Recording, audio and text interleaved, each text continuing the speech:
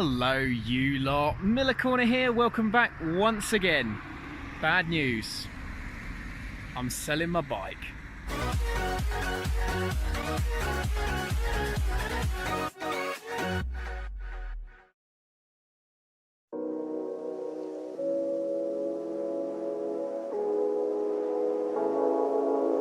So yep, in what has been a very eventful year for Miller Corner, we've got another departure from the garage. My 2007 Yamaha YBR125, my very first motorcycle, is soon to depart. That's right, it's leaving me, it's no longer going to be mine.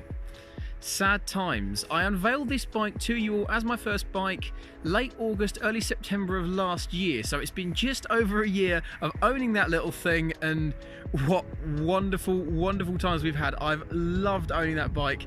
It's been brilliant. I still love it. I still adore it. I'm going to be sad to see it go. But in fairness, there hasn't been a great deal of this little thing on camera of late because I don't know how much you guys are wanting to see of it. But the most important thing is, just because it hasn't been on camera, I've still loved it. I still love this thing. It's so much fun.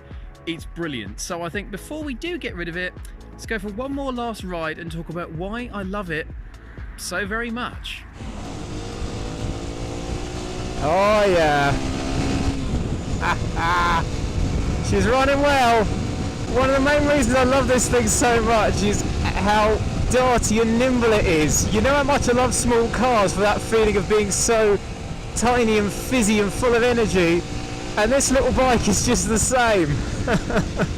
It's so eager and darty and nimble. It's recently had just a little bit of work done, a couple of bearings needed doing down by the bars, and it's all the better for it. Easier to turn, easier to lean in, it's easier to use all of the tyre rather than the bike just feeling like it wants to stand upright all the time.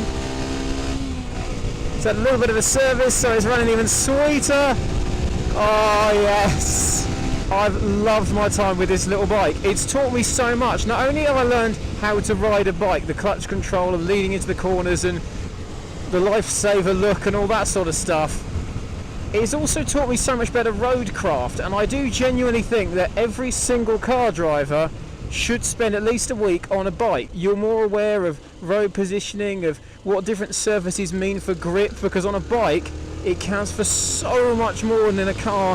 What the temperature is, what the road grip is like, what the conditions are like.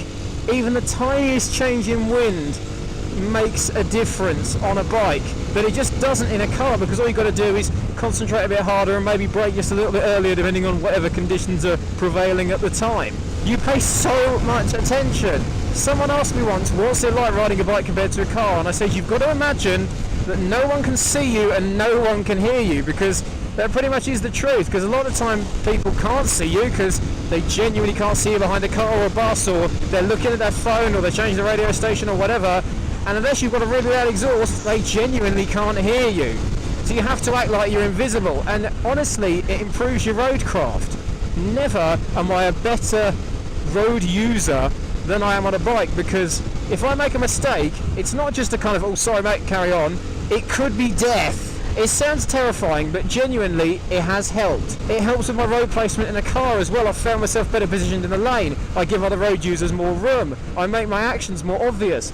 And it's all these things that, again, don't matter so much in a car, but when you see yourself making those differences like you do on a bike, you feel so much better for it, and it's so much more rewarding. There's the comfort aspect it's taught me. And in a car, if it gets a bit cold, you put the heater on. If you're bored, you turn your radio on.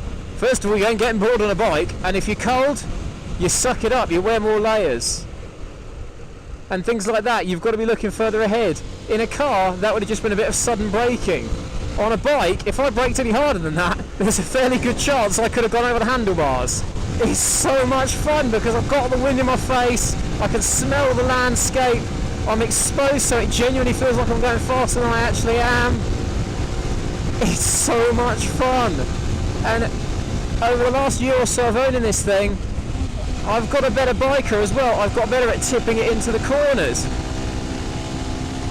I've got more ballsy with how fast I can go into corners with it. I've got better with my use of gearing. It's all such important stuff that I've developed, and I've gone from finding it fun to finding it almost unmatchable for the thrill and enjoyment. You start taking liberties with it, dodging around manhole covers and dodging potholes, because you can. Multiply, lad. So much fun to play with it and to place it. Oh, just tucking it down a bit through here, trying to be careful because the road's a bit damp. Yes! Out through here. Oh! And change it up. That was £9.5 grand. Oh, nice little sweepy switchback here. That feeling on a bike of just utter nimbleness, and that feeling that you can take any turn at any speed. The more you commit and the more you lean into it.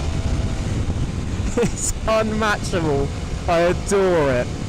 Working on a bike is brilliant because it's so simple and so pared back. If you think that modern cars are too over the top and too complicated, try a bike. Seriously, try a bike, because the maintenance and the repairs and the modifications are proper old school. And frankly, if you're DIYing, if you're doing it yourself, that's what you want. You want something that's easy, quick, cheap and satisfying, because that ultimately is one of the reasons why we work on stuff ourselves. It's for that rewarding element of it going well and you're thinking, I could have paid someone to do that, but I'm glad I didn't. I'm glad I did it myself.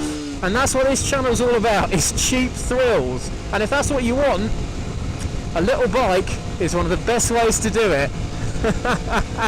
It's cheaper to buy than a lot of cars. It's cheaper to insure than my car. It's cheaper to tax. It does 60 or 70 to the gallon, so it hardly uses any fuel. The tyres are 15-20 quid each, and there's only 2 of them, not 4 like there are in a car.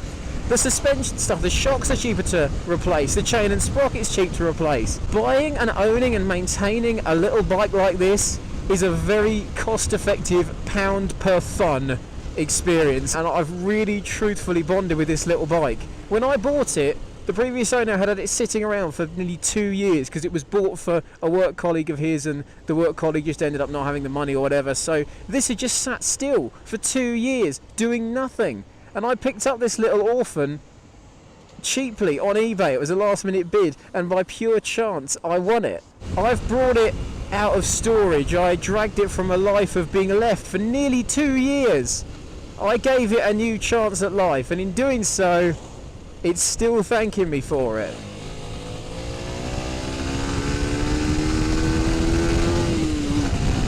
Oh yes! Trust me, if at any point you've been even vaguely tempted, and if the thrill of driving and the thrill of having fun on the road in its purest, rawest form is of any appeal to you whatsoever, I urge you to give this a go. Thank you, little Yamaha. It's been an absolute blast. What a ride. That was awesome. I love riding that little thing, and I'm going to be really sad to see it go. It's just been a fantastic experience learning with it, riding it, going on adventures with it. That little Yamaha has been a joy. Now the thing is, if I love it so much, you might be wondering, why am I actually selling it? Well, frankly, I need the space and I need the money, because bought something new, haven't I?